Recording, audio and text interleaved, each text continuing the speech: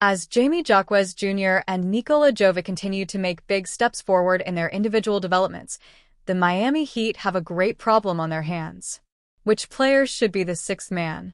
Both have a great argument for the job. And Heat head coach Erik Spoelstra has to be loving it. At least for now, Jaquez Jr., in somewhat surprising fashion, appears to be holding the slight lead. However, Jovic has shown signs of brilliance in his own right. If he can figure out how to put it all together, the Heat could have two great sixth-man candidates on their roster pretty soon. Either way, this unique problem is something that the Heat have welcomed this season, especially considering how much they struggled with overall bench production a year ago. The fact that the Heat has the highest scoring bench in the NBA through 11 games is a great sign for where this team is compared to last season. And you can't begin to talk about the success of the Heat's bench this season without bringing up both Jaquez Jr. and Jovic.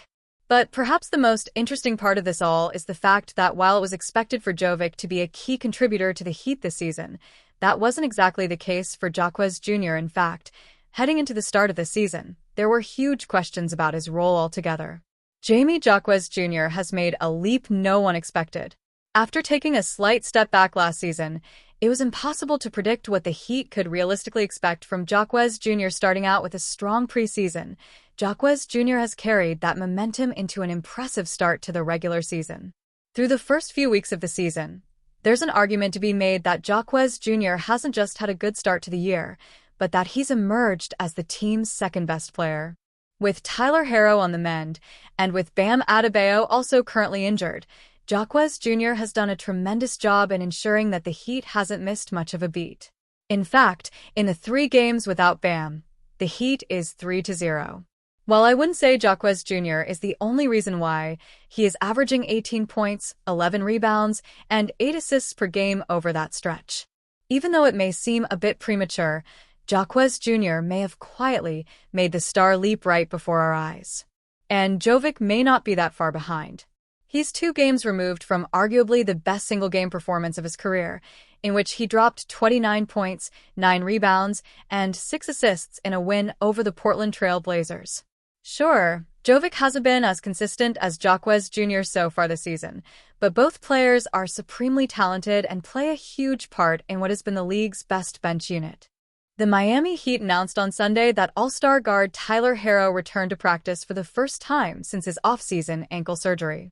Tyler Herro returned to the practice floor today, wrote the 3-time NBA Champions X account. Watch as he speaks to the media afterwards and provides an update on his injury status. Down arrow. The Heat have started the season with a modest 7-6 record, primarily due to injuries to their co-stars.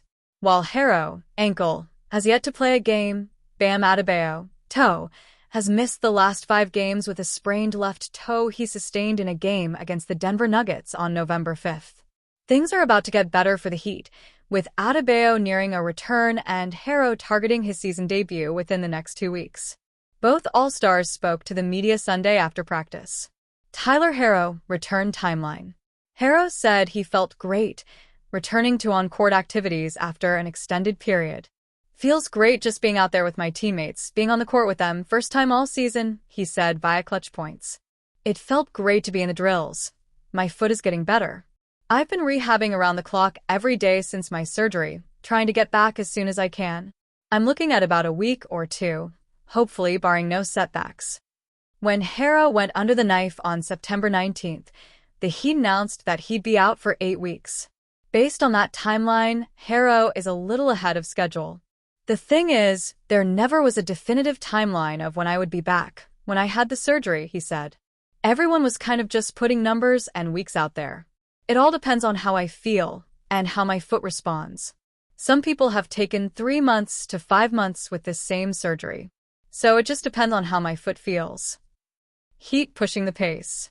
The Heat have made a concerted effort to play an up-tempo style of basketball this season, ranking number 1 in the league in pace, 106.34, a year after they ranked number 27 in most possessions averaged per game, 97.08.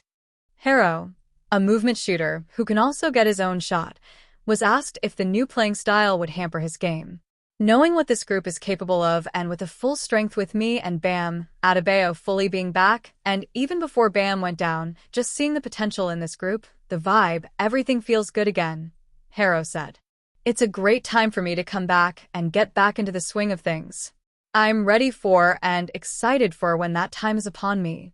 Herro averaged career highs in points, 23.9, assists, 5.5, and threes made 3.3 last season, earning himself his maiden All-Star nod. The Miami Heat have opened the 2025-26 season with a mixed bag. At 7-5, they sit sixth in the East.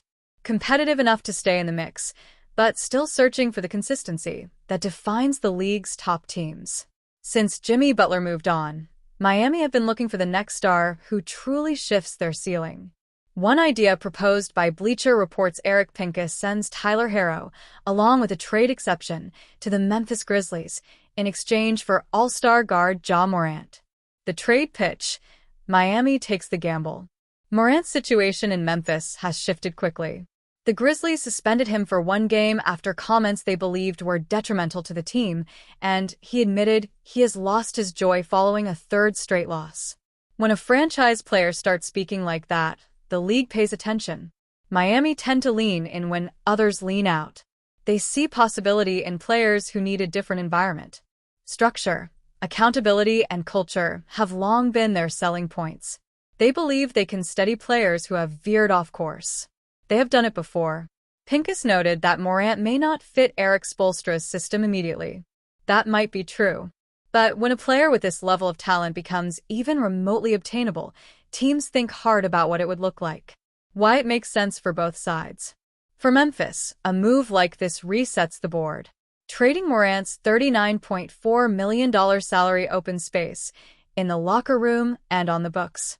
Herro gives them shooting, scoring, and team control. When he returns from his ankle injury, he fits nicely next to Jaren Jackson Jr. and young pieces like Jalen Wells and Cedric Coward. For Miami, the appeal is obvious. Morant changes possessions by himself. His speed, burst, and rim pressure turn slow games into track meets. Over his last 3 full seasons, he averaged 23.2 points, 7.3 assists, and 4.1 rebounds. When he is right, he is one of the toughest covers in basketball. Put him next to Bam Adebayo and Norman Powell, and the Heat suddenly have a downhill trio that forces teams to react. More importantly, it gives Miami a clearer identity, something they have lacked. Is Morant worth the risk for the Heat? For the Heat, this is a question about ceiling. Herro is a talented scorer. Adebayo is an all-star and the foundation of their identity. But neither is the type of player who changes a playoff series against a New York or Oklahoma City.